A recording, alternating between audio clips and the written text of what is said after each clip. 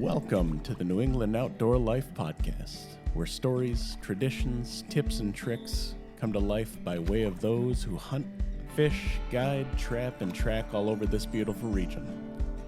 Join us as we celebrate the outdoor spirit of New England, the New England Outdoor Life Podcast. Well, good evening, everyone, and welcome to the latest episode of New England Outdoor Life. As we continue working into our spring schedule and the smorgasbord of fishing topics. And this evening, we have Mike Blatt from TBC Guides out of New Hampshire. Welcome, Mike, and thanks for joining us. Thanks for having me. Abs. I feel like we should clap or something when you make the big announcement. Yeah, big Who's announcement. on? We got it working. We've You been are the missing out on winner that. of the Wheel of Fortune. Well, you know, we've been working hard to keep a nice mix of topics and obviously cover New England. Last week we had Andy Bliss from Oswego, New York with us, but we know there's a lot of people out of New England that fish in the Great Lakes. But you have got a particular niche that I thought would be a great topic, and a lot of different things that you've been involved with, Mike, since you started with your business. And we've kind of mutually been following each other, but never had a chance to get on the water. I guess it's just with crazy schedules and everything. But tell us what TBC Guides is all about, Mike. So TBC Guide started as I got some kayaks, started fishing the Connecticut River when I was living in Vermont, and I started buying a little bit too much fishing gear and kayak gear during COVID. And my wife said, "You're an instructor. You've taught whitewater kayaking. You've taught skiing. Why don't you charge somebody to go fishing? Sure. Teach them how to kayak, teach them how to fish, teach them how to kayak fish." Sounds I familiar. said, "Well, okay, let's see how this goes." Sure. My plan in the beginning was to take people fishing on the Connecticut River, and I really didn't think about it, but you need a guide license in New Hampshire apparently to fish the Connecticut River, even if you live in White River Junction, Vermont. Correctamundo. So that was put off just a little bit. I had to learn some waters in Vermont and take a few people out here and there. I honestly didn't think it would be a huge thing. It was going to be something on the side for me. And then it was October of 2022. I was working for a tech startup. I'm actually using their camera and their microphone and their ring light, which I think is gone now. It doesn't work. I looked at my wife and I said, "Hey, I think I want to do this guide thing full time." And she said, "Show me the business plan." She's the MBA. These are all her diplomas behind me right now. This is love her it. office I'm recording in. I love it. And 47 ice fishing trips between December 22 and March of 23. And I was kind of set for the open water season, summer of 23. Cool. And that's kind of how it was born. Sure. I focused on kayak fishing.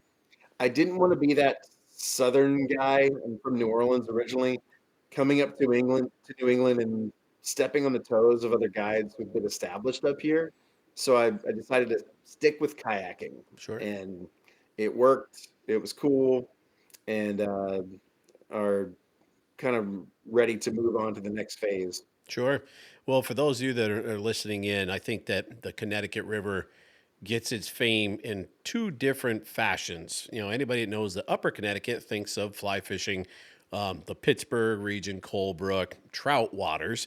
And then the other end of the Connecticut River down close to the ocean, everybody thinks the salt run of shad, stripers, that type of stuff. But in your region, you're in an area that's got a much different fishery, a lot of warm water species, but with varying types of waterway there. So tell us about it. So before I ever started guiding ice fishing, I decided I was going to see how it was done. I took a guided ice fishing trip with a local Vermont guide, kind of saw how to do things and the equipment to use, and then, YouTube after that. Sure. But I didn't know that there were 20-pound northern pike in the Connecticut River, in the setbacks under the ice. Yep. I thought I was the first ice fisherman to be snagged When I went to set the hook, I said, "Oh God, this is going to be funny on camera," and it was a massive northern pike. Um, then accidentally caught some walleye once on a kayak, and then smallmouth bass are rampant. 3 pound, 4 pound, 5 pound smallmouth bass in the Connecticut River from every section. And then when I really went after northern pike in open water from a kayak, used really large swim baits, 6 to 8 inches. And I think I'm the only person to ever be upset about catching a 6 pound largemouth bass in a Connecticut River setback on a pike swim bait. Yeah, And once I realized what was in there, I really just really started focusing on the Connecticut River, and sure. it's amazing between the monster yellow perch. There's crappie. There's 1 pound bluegill, Yep. um, and then the fall fish, weird species nobody really thinks about. Apparently, is really good eating Yep. and really good for if you catch them, keep them as bait, make bait balls for ice season. Sure. Uh, I didn't know it at the time, but I had a 27-inch fall fish on a bass lure once, and apparently that's big. Oh yeah, that's master angler level in the state of Vermont. Right. Yeah. Yeah. Yep. Yep. No, that region, you're right. For again, listeners listening in, Mike's primary area, White River Junction, Vermont, Hanover, New Hampshire. How far upriver from there do you usually guide, Mike? So in my bass boat now, I will cruise up from Hanover all the way up to past Thetford, Orford, and almost toward like the Waits, where the Waits River comes in, Sure. Yep. Very and familiar then with all that. the way down to the Hartford Dam. Yep. And then, of course, if you want to put in the lower section near Springfield or Claremont, you can go all around there. Sure. Um, but with the changes in the floods and everything the past year or two, um, still learning the changes that have happened, the wood that's washed in, Yep. different sediment, different water levels. Just being a little careful on those sections of the river. Sure. Yeah, you've got one of those things that varying water levels, obviously, with hydroelectric dams. And for me as a drift boat guide, tailwater fisheries are the same way. You got to play the flows, and the power companies do what they will. And obviously, this time of year with spring melt, you're at max capacity. And then as the summer goes on, one of the things that I learned with the Connecticut River is you've really got to watch the flow cast and looking depending on below what dam you are, whether it's the Wilder, the Bellows Falls, et cetera, and what waters you're going to be able to have that you could navigate with a motorized boat or with a drift boat, or now you're just kayak fishing because that's all the water that was available. So yeah, it's not only navigational wise, a lot to learn and understand, but as you said, so many setbacks, especially in your region. I think the whole length of the Vermont section of the Connecticut River has got setbacks all the way Hoyt's Landing, all the way down to the Meadows Retreat area and Blatt.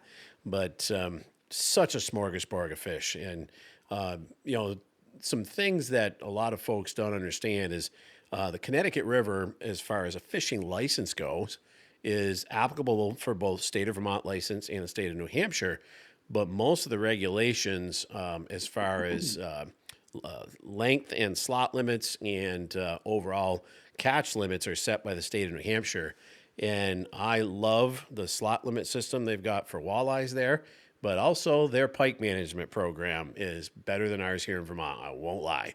And I think you're going to see that worked on. I'm very close friends with Sean Good, our pike and muskie manager here in Vermont. And I think there's some things coming down the pipe, but I won't let any more out on that. But yeah, tell us about the pike and walleye management for the river there. So last summer, I had a group of people that wanted to go out on the river to catch walleye for dinner. And you can keep walleye in the Connecticut River under 16 inches, over 18 inches, 4 fish, only one can be over 18. Correct. We caught over, I would say 15 to 17 walleye. Every single one of them was 17 to 17 and a half inches. They didn't even want the photos. Sure. I made them hold the fish for the photos, and I've never seen people so upset for catching that many fish. I mean, and we're just trolling. Sure. We're trolling and casting. We went to a couple spots and jigged. Used the live sonar to see what we could get, and we ended up at 25 feet on a rock pile jigging up rock bass. Yep. So we moved on. Sure. Um, Now the pike conservation and everything that's going on in New Hampshire and on the Connecticut River is is great, and there are quite a few people on the river that catch the pike. I've never met anybody that keeps pike in the Connecticut River. I know they do. I'm a catch and release fisherman, except when someone says they want to go catch fish to take home for dinner, we'll attempt to get our limit. We end up with more yellow perch than we know what to do with, which is sometimes better for people traveling and visiting up here. Sure. They taste more like snapper. They're crunchier to fried tacos. Walleye, to me, honestly, is a little bit more of an acquired fish taste. Yeah, a lot of New Uh, Englanders love it, but yeah, that again depends on what exactly. you're growing up used to. But they've read about it. Sure. It's not that they've had it before, and so the yellow perch seems to be the fried fish taco favorite over the walleye. Sure. But yeah, I love the fact that it's interesting, and you get to tell somebody. It's always, it's suspenseful. Like, oh, is it under 16? Oh my God, is it over 18? Sure. And you have three people in the back of the boat saying, yeah, yeah, yeah, it's there. And then you got the one person going, I don't know. It's always fun just waiting for that. Sure. Yeah. Yeah. It's. I And the think. game warden, and the game warden, when she's Heidi Murphy, she's our local game warden. And she usually has someone she's training, a younger officer on the boat, and she'll come up to me and she'll say, "Hey, do you have any fish for us to measure?" No, I'm sorry. We're They're throwing them all in the back today. slot. Only 17s. Sure. Yep. And she's always heartbroken when there's no fish in the live well for her subordinates to measure. Sure. Sure. Well, I think that it goes to show, I've followed for years what New Hampshire went around, especially with the Connecticut River regs and trying to come up with a good balance. And that is a great walleye fishery there. And anybody you talk to that's fished that river will say that slot limit has done wonders for it. And you've got a ton of good breeder size fish there. And as you said, there's a lot of them in that slot. We have adopted a slot for Chittenden Reservoir, which is one of my backyard waters, and it's virtually mirror image of what you have there with lesser limits right now. Or they're waiting to see how it goes. We're allowed to keep one a day, but again, I think we're going to see that if we found it ice fishing. There's a lot of fish in that slot, which is good. We know they're doing well. But yeah, with the pike management, you guys are what, a minimum of 28 or 30 to keep? I believe so. Yeah, I should know last I this. I haven't looked today because I don't keep them. yeah, and I am like you. I have really changed my outlook on life and the type of style of guiding I do. And years ago, when I started as a troller, 95% of my trips were trollers, and people come to catch trout and salmon and take home a cooler full of fish. And I'm doing over 75% catch and release now. I hardly ever get anybody that keeps a pike once in a blue moon. And again, that 24 to 26-inch fish is a good eater. And I always promote putting the big girls back. And Champlain is under a much different management protocol and has been forever, which we are very tough at changing up things in management here in Vermont. But, I would love to see some sort of slot limit for pike, or at least a minimum that's higher. Ours is 20 inches. And, the ice fishermen, which I don't think the pike have taken that much of a hit for us recently because the last two winters have been mild, but most of your ice fishermen want to keep the big fish because they're easier to fillet than a little one. So it's another whole topic in its own. But, you said you started off with the kayak world. How did you find that, working with people in their own vessel versus coming onto a boat with you? When you take four people kayak fishing, you have to take four people kayak fishing. Correct. Whether it's a pedal or a paddle kayak, if no one has ever done it before, you are teaching them how to paddle or paddle a kayak, and then you're teaching them how to cast a fishing rod, and all on their own. And you're maybe next to them or you might be 10 to 20 feet from them. And when you hear fish on and you're over here and you're pedaling, hold on, and you're calling commands from one side of the lake to the other, and you just hope to get there before the fish is gone. Sure. And it's been some of the most intimate trips that I've had. I started with tandem kayaks. Sure. So I would have, you know, the wife or girlfriend or partner in the front of the boat with me. And they always caught the most fish because I'm right there with the net. And, you know, they're usually on a drop shot or some finesse presentation with a medium bend to it and a lot of drag. Sure. And then, you know, the other person is out on their own and you can see them and hear them fighting the fish and or losing the fish. Sure. But it really set everything apart in terms of other fishing guides in the area because people looked it up and said, "Well, I can kayak. Well, I know how to fish. I think. Let's see how it is from the kayak." Sure. Or you'll have, you know, the traveling partner will love kayaking, wants to see. You know, I give them binoculars, and then the other person, they're all fish the Sure. whole time. And so you have one person is there for the sights and sounds, one person is there for the fish. No doubt. And it's created a different clientele. And then when they call me back and say, "Hey, we're coming back out, you know, would love to go fishing again." Well, I got a new boat. Do you want to try this? And then they either never look back or they say, "Let's go do the kayak again. That was a little slower. That was more high speed." Sure. Sure. No, like you said, I think that intimate, hands-on, and obviously the workload that goes with bringing multiple kayaks, all the equipment, all the stuff that you've got set up on them. And we could do a whole podcast in its own about kayak fishing and the amount of technology that has come along with it.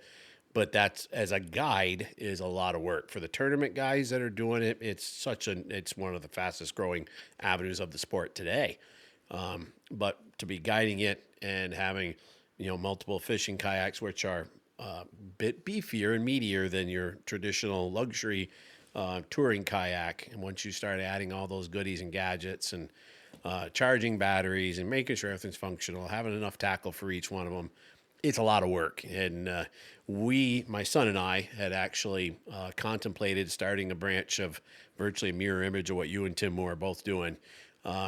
Logan's life turned a little bit with his job here in Vermont and his guiding out west. And I already had 2 pedal kayaks purchased. One has got sold last year. The one's still sitting in my garage, and we shall see. I think my partner here wants to give it a shot. So he told me, don't sell it just yet. We're going to check it out at least, see what it's like. Andy's going to And, give and, it a you shot. don't, and you don't need to put a tackle shop on each of these kayaks. Or Well, a of fish course you finder, do. you know? Haven't you seen the stores? I know. I mean, geez, that's exactly what I'm supposed to do. And like It 12 really- fishing rods. It's funny when you see the photos when people want to get in with the guide in the photo, and they're all in kayaks with seats and a rod, a water bottle, and a life jacket. And then the guide has the trolling motor, the fish finder, 17 rods sticking up in the back. And, you know, and 9 times out of 10, I'm just strolling around like, "Hey, try this rod. Here, try this rod. Oh, there's fish right down there." And like, well, I don't see them. Sure. And what I ended up doing is whoever was struggling, I would lash them to my kayak, click the button, trolling motor goes down. They don't do any more work. They just fish. Sure.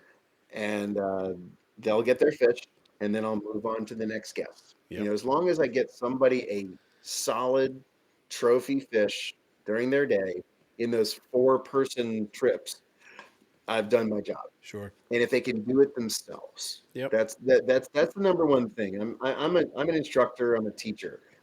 It's not a great business model trying to teach someone how to do it without you, but that's what I do. And that's how people have left me. And Sure. they have bought kayaks on their own, done it in their own. When they get at a stopping point, they call me for another guided trip. Yep. It's funny you say that. And I had this exact discussion sitting around the dinner table at my good friend Shane Muckey's lodge out on the Salmon River of New York. He is hands down probably one of the best steelhead fishermen out there on that river. I have no problem saying that to hundreds of thousands of steelhead fishermen out there. I have fished the banks with him, and I learned from him along with two or three other guides in 15 years ago when I got into steelhead fishing. And I said to him, I said, dude, why don't you guide? He goes, you have to have patience to teach, and I don't.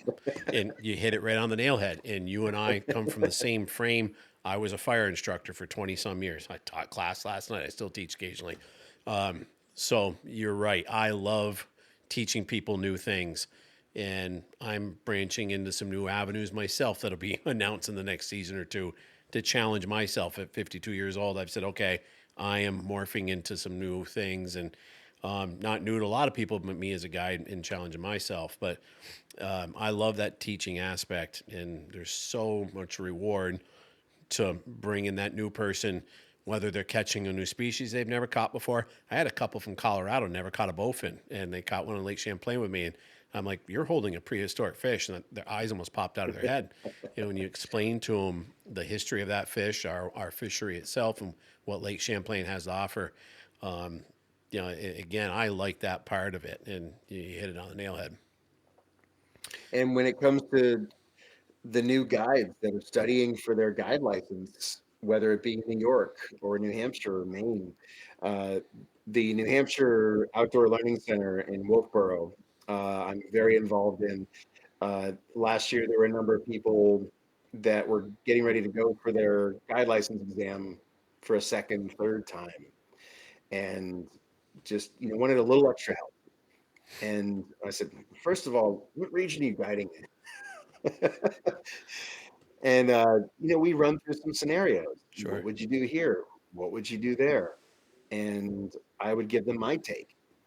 And then if you can just teach something to somebody with a different perspective, not something to memorize that you can just rehash, in a canned sort of presentation back to an examiner, but something that will give you a train of thought to make you the guide thereafter to pass that exam.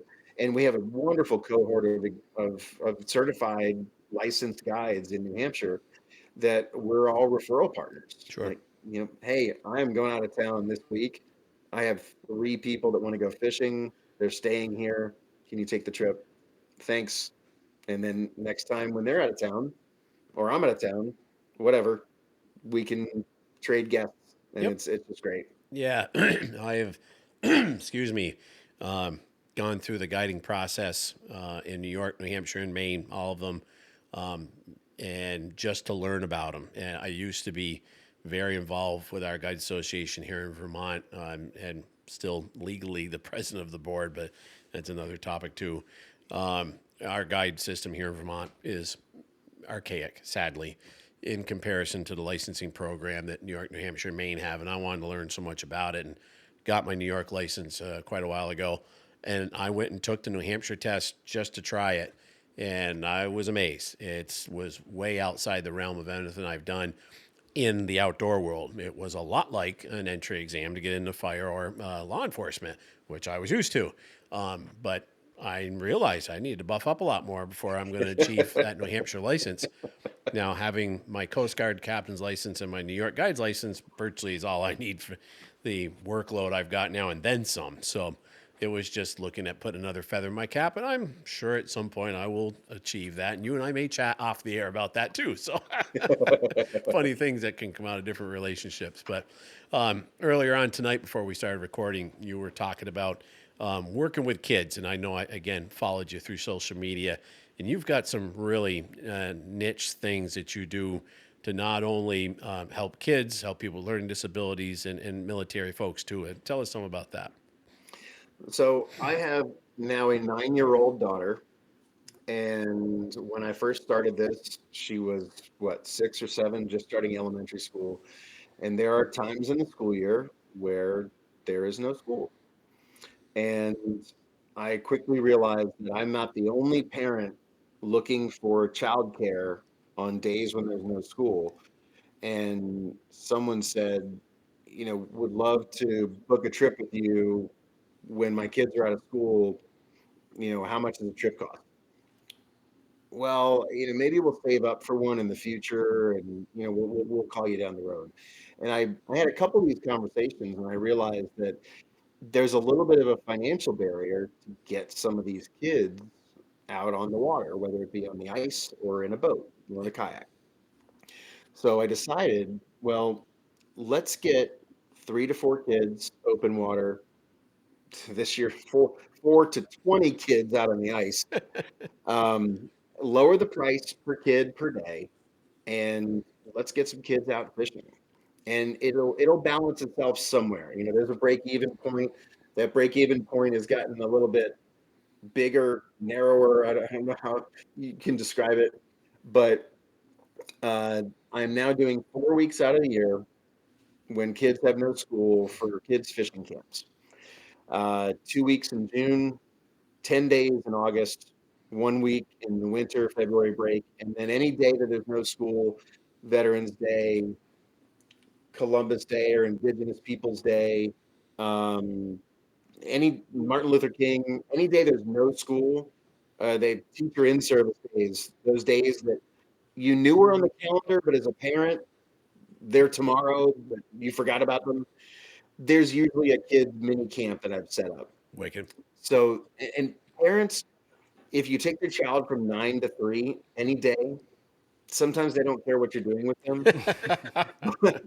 But some of these kids don't play basketball. They don't play soccer. A lot are hockey players. They're great hockey players, but they're very active and they want to do other things. And a kid may not be able to get to chess camp if they are very smart and very calculated. But you know what? You put a fly rod in their hand, or you take them trolling for trout from a kayak, and you start talking about different lures you're using, and that you're catching 20-inch brookies. They are calculated and methodical in everything they're doing, catching a fish. And I get a lot of kids, I get a lot of parents that'll call me and say, "Hey, I have a child who has a learning disability. He wants to learn how to fish. I don't know how this will go."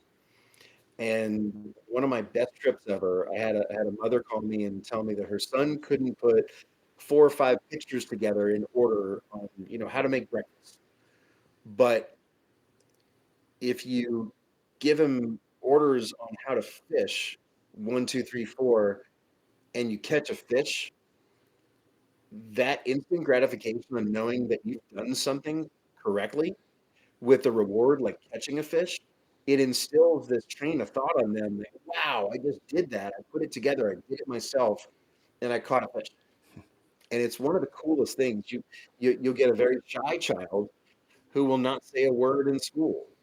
But man, when you get him or her a 4.5 pound largemouth bass on a medium weight rod, they will tell that story at Thanksgiving in front of their 25 family member table who've never heard them speak before. And so that's become a big thing with TBC guys, and a way to give back in the community and be present for the community and to take some of these kids fishing. Yeah, you've hit it on the nail head. It's, um, again, when Andy and I have said this a million times, any of our regular listeners now, we really wanted a mission and not just talk about one topic. There's so many podcasts that just talk about fishing or just talk about deer hunting, whatever. And me being an all around outdoorsman, but seeing the number of outdoor people dropping in traditional hunting and fishing worlds, getting people involved, but education, getting kids involved is huge to me. We're working with National Wild Turkey Federation to set up a Jake's Day, they call it, and that's their youth day. And they usually have a weekend camp, if you will, and everything from archery shooting, tying flies to maybe a little trout pond, all kinds of things they'll do with the kids, just to give them a taste of the outdoors. But I think that mantra you're working on there is phenomenal. Anyway, to get those kids away from the electronics, to get them out and do something in nature, but to show that reward in the end. And I've been very thankful to have a lot of families that come with me every year. And I love having fun with the kids. And in guiding, you'll get the guy that 100% wants to throw soft plastics or wants to catch a trout on a dry fly. But with kids, I don't care if it's a bucket of worms. One of my favorite trips last year, I had 4 young lads who are, again, are regulars. We had a blow on Champlain, so I took them to an inland lake, and we caught everything that swam in this lake. I could not keep up with these 4 boys on 4th of July to top it off with boat traffic. But from largemouth bass to perch, sunfish, bullhead, excuse me, we caught it.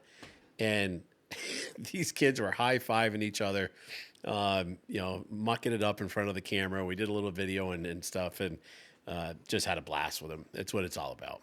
Last year, I had a big rainy day, and I reached out to the parents, and I said, hey, it's going to rain from 8 a.m. to 5 p.m. I told you I'd take your kids from 9 to 3. We'll go stick it out in the rain. We'll see how it goes. Dress them in their rain gear. And rain gear has a loose interpretation with some parents. So, some kids ended up with sandals, and it was 45 degrees and raining. Yep. And it was okay for the morning. And then you could see the squall move in Enfield, New Hampshire. And I said, guys, we are getting inside, wrap everything up. Let's get in the truck, get out of the rain. And then if it clears up, we're going to go to another location. So we go to another spot, and we end up hiding out in the boat, getting out of the rain under a bridge. And I have the sonar screens on, and I'm just, the trolling motor's going back and forth and spot lock. And I'm like, what is that on the live scope? I was like, well, let's see what it is. The only jigs I had on the entire boat to see what we could vertical jig were lake trout jigs from Bend It Fishing. And all of a sudden, these kids are pulling in 14 and 15-inch crappie.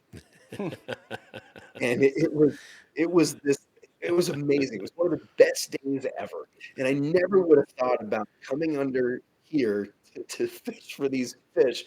But they had a blast. Sure. And I told each of them, listen, you can keep 2 apiece. We're not getting overzealous. Your parents are not going to want to fillet 50 crappie. Yeah. It was one of the best days. And so what's happening most recently with the kids program is I had a wait list last year, brought on a second guide, second boat. Everything costs a little bit more. The fuel, the insurance, and everything. In the near future, more boats is great. Second guide, great. In the long term, next year and beyond, I have some plans in renting out dorms, whether it be at Dartmouth or one of the boarding schools, and it's going to cost a lot more. And so that can only come from 1 or 2 places. I could tell the parents, hey, we're going to up the price this much more. You're not going to get the same kids coming back. Sure. I don't want to say it comes down to money, but you can't tell a parent who has 2 kids, by the way, I'm increasing 50% because of what I'm trying to do. I've approached some local businesses that I purchase from or do business with. And yesterday I got my first corporate sponsor to keep the kids program at an affordable level. So as of yesterday, Town Fair Tire is one of the new sponsors of TBC Guides. Awesome. Wow. Cool And stuff. so there will be getting the boat wrapped, getting logos on a number of different companies, some nonprofits I'm working with as well. I had another conversation with another company today, emails with another company, and hopefully going to get about 4 or 5 just to offset some of those costs to keep the kids program where it is, to keep these same kids coming back year after year and new kids joining. Sure. And the truck is going to have some new stickers on it. The boat's going to have some new stickers on it. I'm not a professional tournament fisherman. My boat's never going to look like that, unless I really go that route. Sure. I don't think my wife would go for that. But I'm gonna take some sponsors of some local businesses in New England who believe in what I'm doing, and I'm glad to represent them. And I don't know if you know what tires cost these days, Yeah, don't I? but I'm I a was just at pretty the good shop customer today. of Town Fair Tire. No, it's ironic you say that. I literally had my truck serviced 3 hours ago, and we got into a discussion. So yeah, no, I totally get it, and um, that's something right there. I think that, and again, we were talking about setting up the Jake's Day. When you start talking about getting kids involved, people are willing to open up the checkbook, and they start talking. Any way that you're getting something new, any sort of charity, military stuff. I love getting vets out. I do 2 or 3 vet groups a year. And to me, again, giving back and helping those that don't get a chance to get out. Anytime I get the vets on the water, there's particular weekends that are set up for them. It's 100% donation. They generally pay me anyways, but to me, it's about getting them out. It's at this stage of the game, I want people to be able to taste and see just what we have to offer. And you've done the same thing there. And if you can get a kid to pick up that fishing rod and catch that first fish, no pun intended, they're hooked for life. And I think it can go in amazing places. So kudos to you. And the veterans organizations I love working with, the fly fishing ones especially. I met a guy 2 years ago. He makes nets, like 16 phases of lacquer. He paid me back with making me a net. I'm scared to use it. It's so nice. But I'm drawing a blank on the organization. What are a couple of them? I have Project them. Healing Waters. Yes, yes. Yep. Sorry, Yep. Project Healing Waters. Yep. And I told him, hey, I'm going fishing tomorrow. Why don't you come? I said, was it fly fishing? No. And I gave him a rod with a whopper plopper. He said, what is this? So just trust me. And it's every time he would reel it in, he'd laugh. And I said, just wait, just wait. And he said, I don't know about this, Mike. This is a big noisy thing. And 5 pound largemouth later, and he said, fly fishing, what? And so it's doing something. I like doing the unconventional things with these organizations. Like I'm glad that you fly fish. It's great. But just come out and hold a spinning rod for 2 seconds or a bait caster. For sure. I did start fly fishing a couple years ago for pike and bass. I'm not much of a trout fly fisherman yet. I have my waders. I've gone salmon fishing up north in Vermont. Amazing. It's still a bobber. You can call it an indicator, but come on, it's a bobber. Yeah. But next Thursday at the Lebanon Opera House in Lebanon, New Hampshire, is the fly fishing film tour. I was going to bring that up. And Thank you so much. yes, Yep. and I've donated a trip for two, pike fly fishing trip, for the raffle, and every ticket sold at the show, it comes with the raffle ticket, Cool. and they'll read the winner that night, and I'll be set up at the table talking about my fly fishing sponsors and rod sponsors and things like that. But I'm really excited to see the film series because I used to go to the Banff Mountain Film Festival. Loved it when anything had to do with fishing or any kind of conservancy of any streams, rivers, or lakes. I'm really excited. They do a great job with it. I'm gonna try and get over to your event. I'm headed for the Salmon River the next morning for Yep. 2.5 weeks, so it's gonna be a stretch. It's that time of year. Andy and I were talking before we went on the air, and it's getting to helter skelter time, as we all know. It's that time of year. But I've yeah, still never caught a salmon, so you want me to come visit you for a day? Let me know. well, it's I get asked that a lot when Champlain and I have found our Atlantic numbers have kind of ebb and flow over the last 10 years, and we can have a couple of good seasons and then some years that. And again, I'm a troller. I don't catch Atlantics via fly. We just don't have the tribs that I can charge people and say, yeah, we got a great shot. You might get one a day, but totally different with the steelhead stuff and king fishing with a fly rod is something that is bastardized, unfortunately, with a lot of people and what they do with it. It's not fly fishing for 99% of the people out there. There are people that legitimately catch them on a fly, but again, it's not something that I profess to guiding to.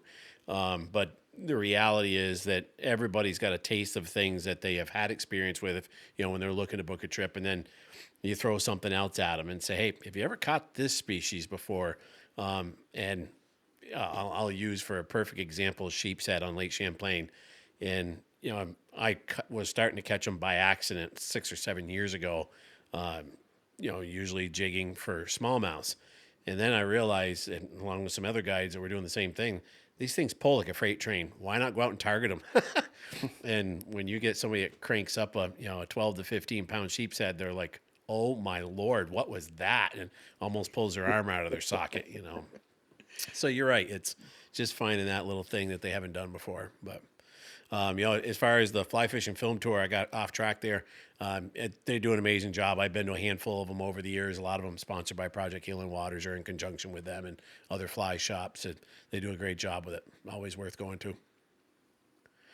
So I should probably plug them since they are the rod sponsor. So there you go. Yeah. So yeah, I was going to bring that up. You and I were chatting a little earlier on. You've come on with Douglas Rods, and tell us a little bit about what Douglas offers. So Douglas, a friend of mine who is going to be guiding for me this year, we're trying to start a different project, same project, but kind of upscaling a few things. On Instagram, 3D Fishing. His name is DJ. Incredible fisherman, very competitive bass fisherman. He's an accomplished chef, and he chefs to pay for his bass tournaments.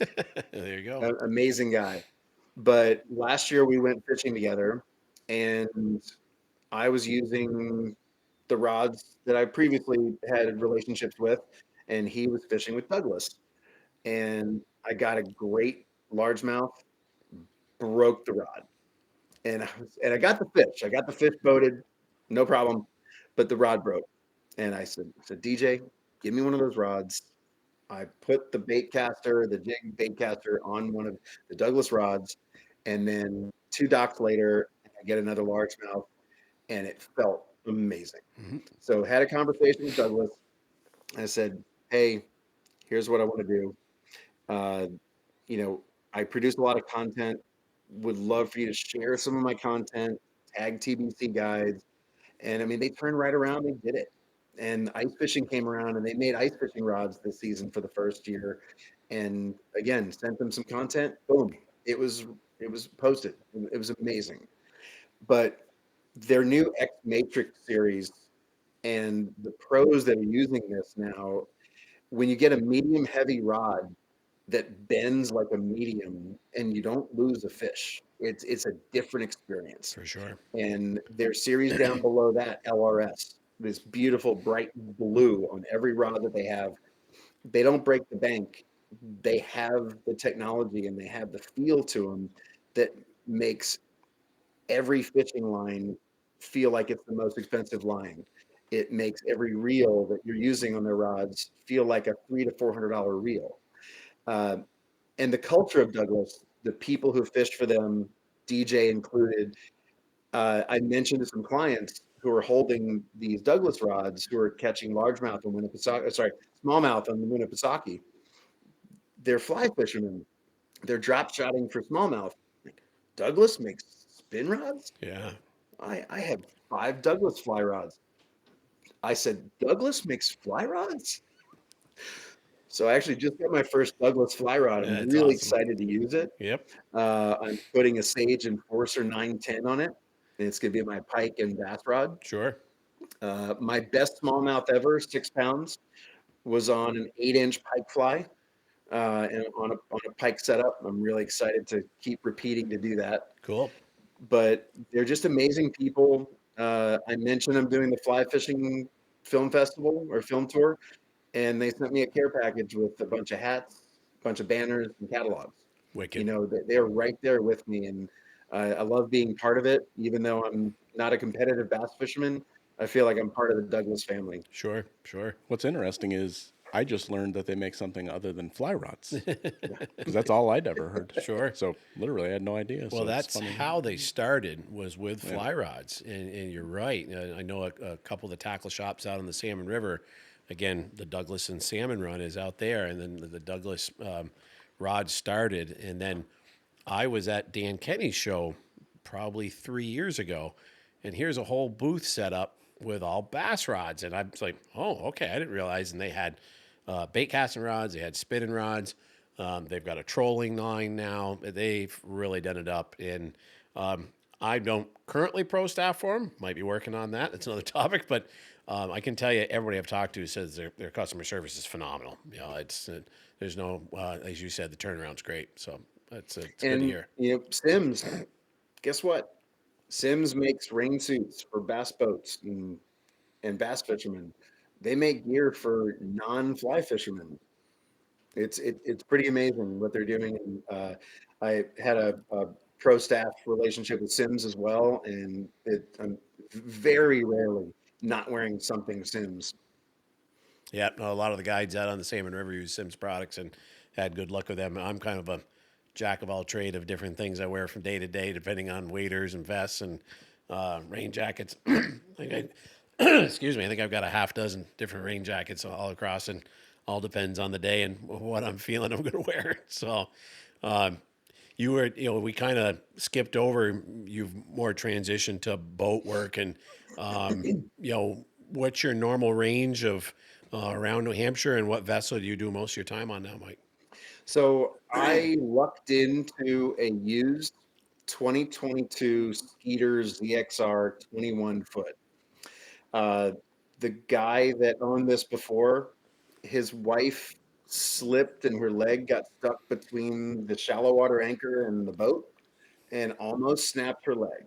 And I Ouch. think Wow. she said something to the effect of, "It's me or the boat." And so he listed the boat for sale. Uh, he spared no expense, put lithium batteries in it, uh, had basic electronics on it, but it was very well taken care of. And at this time, let's see, it was July of 23. I don't know who was working at that bank that day, but they gave me the loan. My wife said, "You are not putting me as a co-signer. This is all you. This is all TBC guides. If you get the loan, you can get it." And so I did. Yeah. Um, and it's been great. I redid a lot of the wiring because I needed a little bit more power for some more electronics. And I didn't realize, I actually, the first 5 days in it, I I struggled to catch fish. My wife asked me how my day was on like the fifth day. And I said, "Well, I'm not catching as many as I did from the kayak." "Well, why did you catch more in the kayak?" "Well, I couldn't go across the lake every 5 seconds. I had to work an area." Mm-hmm. Okay. Got to cover some So I ground. worked the area. Yeah. So I had to revamp my thinking, but by the end of July, I had 20 paid trips on the boat, and I didn't up my price, didn't lower my price. I just had people who I didn't have to talk into getting into a kayak. They're like, "Yeah, okay, I can bring my two kids and my wife on the boat. No, yeah, let's do it." Sure. And it just ended up working, and it's been great. I've even squeezed it into some small lakes that we should probably only kayak fish, but on some of those not so great weather days or early season, you got to find some different waters. Yeah, no, it's funny you say that too. My Lund is a great vessel for what I do. It's beefy. It handles what Champlain can throw at it. If the boat can't handle it, clients can't handle it. So, it's a deep V, just shy of 22 feet, but it is too big for a lot of my local stuff around here. Have to have docks to launch it. I can't just slide it off like a bass boat.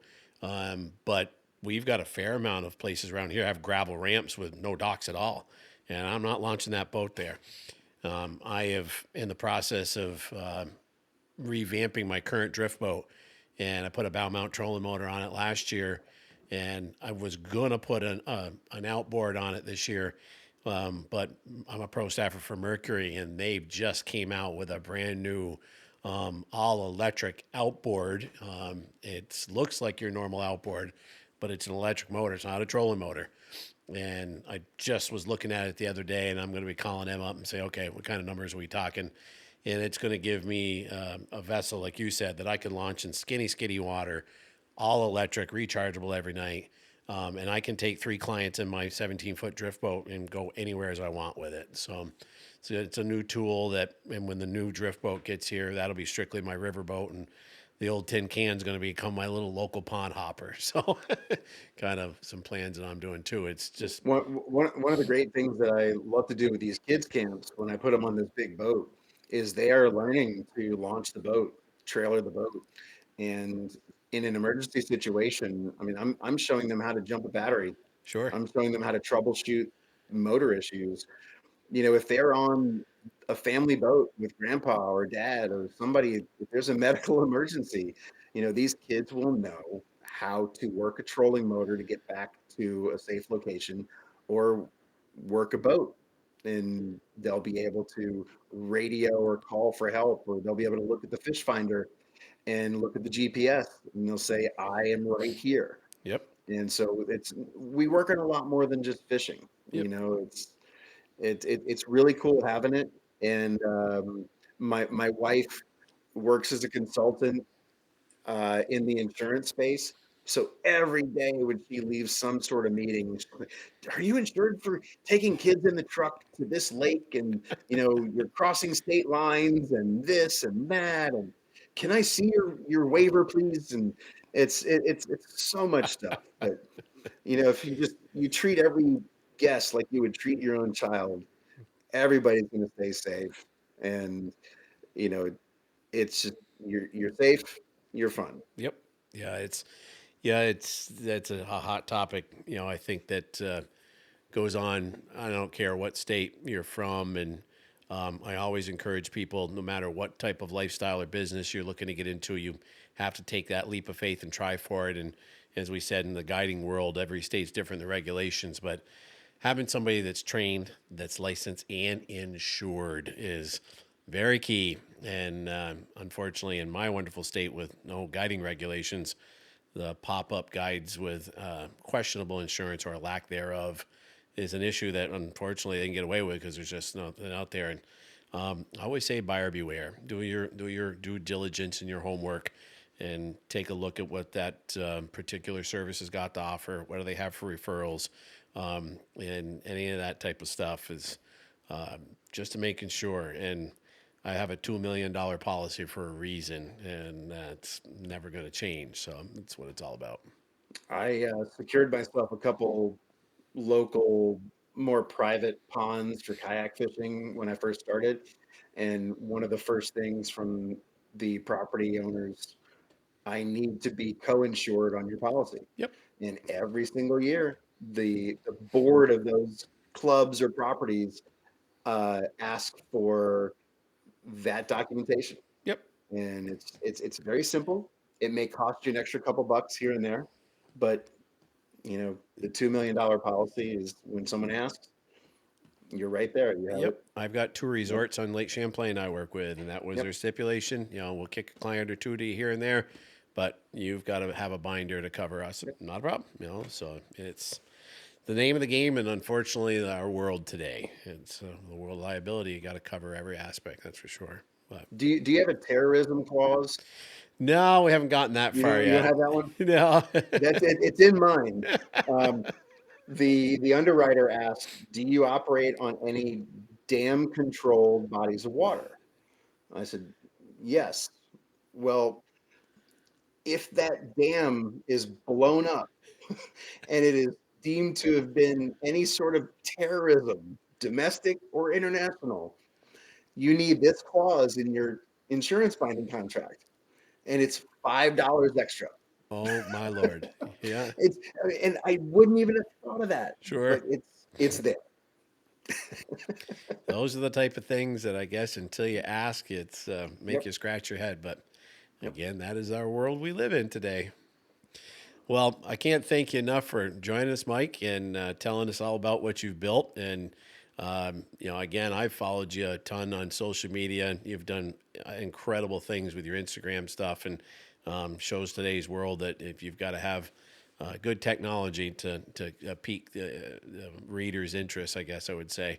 But hopefully we'll look forward to having you again. Wait a minute. Maybe getting on the water.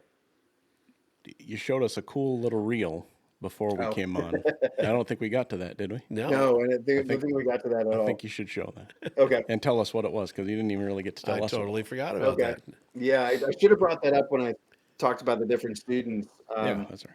So April is Autism Awareness Month, and there's a gentleman. Actually, I bought my snow dog from him this year. He's a corrections officer in New York State, and his son is autistic. And he'd never seen this before. And I showed him, and I said, "Hey, I would love to have you and your son out on the boat at no charge. I want to see him use this fishing reel and watch him fish with it." So 6 Gill Fishing, they're in Texas. They made this, I want to say back during COVID, they did a fundraiser for autism awareness. And this is the autism reel, autism anglers, and it benefited an autism charity, but it's got different colors. And so if you have an autistic child who, again, basic, how-tos, maybe they can't follow, but you know what? They can do colors. Sure.